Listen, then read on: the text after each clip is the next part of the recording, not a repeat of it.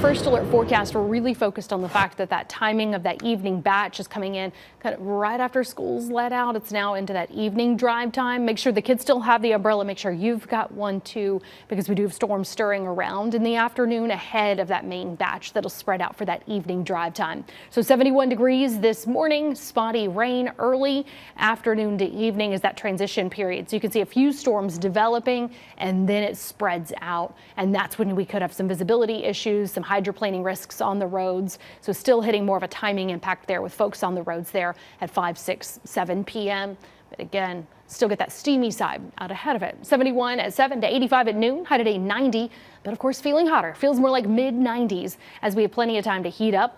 As I mentioned, a few storms rolling along the Tennessee-Kentucky line this morning.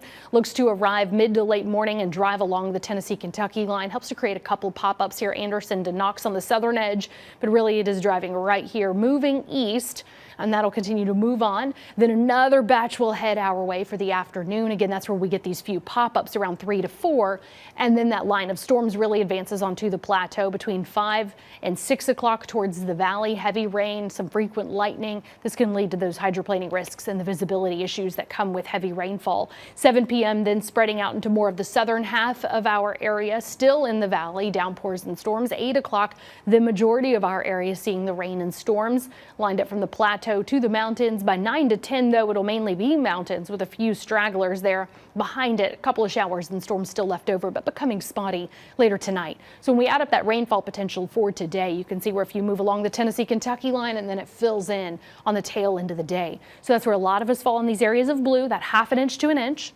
These isolated higher amounts, and that's where you get some of that ponding on the roads too. So just a heads up there to use that caution in the evening drive time hours. As we go onto the plateau here, close look, you can see a lot of you are in that 3/4 to an inch plus rainfall, especially that heavy streak right there at the Tennessee-Kentucky line. Got a couple of those spots of heavier rainfall here, northeast Tennessee as well. So make sure you're using caution on the tail end of today and at times this weekend. It's actually looking a little quieter now during the day. Literally one batch can affect the arrival of the next batch. So it's now looking to be a few showers and storms Saturday, midday to early afternoon plateau.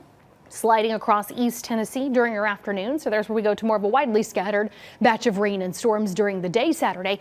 And then it'll spike back up in coverage Saturday night as a line of rain and storms will come in.